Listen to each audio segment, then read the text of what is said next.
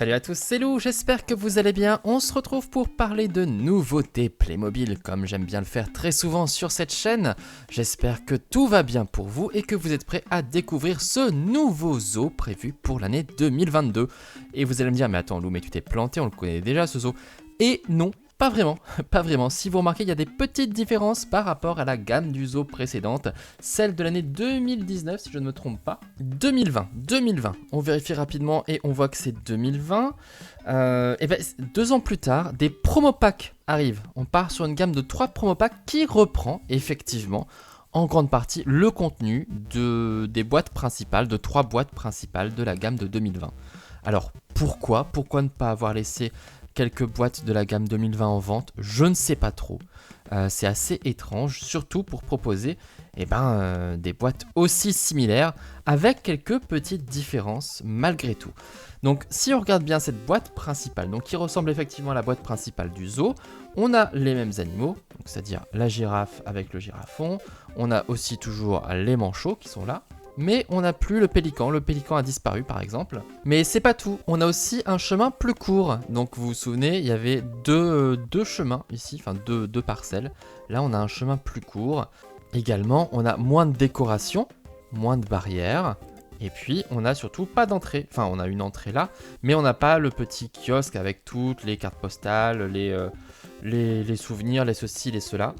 Ça a disparu en fait. On a toujours un petit panneau avec les plans et les horaires d'ouverture du zoo.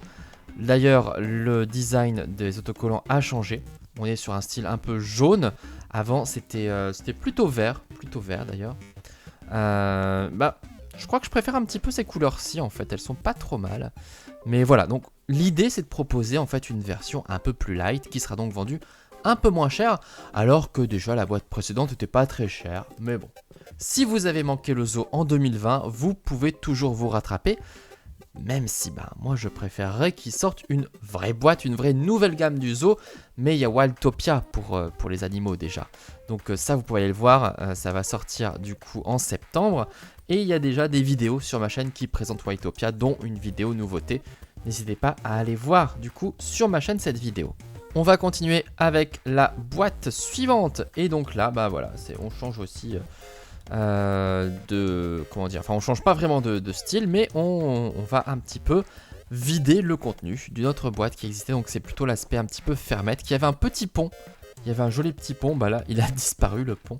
On a toujours les chèvres qui escaladent leur petit tronc tombé au sol. On a toujours les tortues, on a toujours les moutons. On a même les lapins avec leur petite cabane.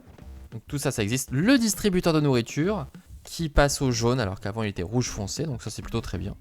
Après c'est plutôt fourni aussi en personnages. Regardez, je vais revenir 2 secondes sur le précédent. Il y a quand même 2 clickies, un parent et du coup un gardien, une gardienne en l'occurrence. Et là voilà, un gardien et puis une maman avec un enfant. Pas mal. La coupe de cheveux est pas mal d'ailleurs. J'ai l'impression que c'est une nouvelle coupe de cheveux pour cet enfant. À vérifier, mais j'ai l'impression que c'est une nouvelle coupe de cheveux. Sinon, c'est pas trop mal, hein.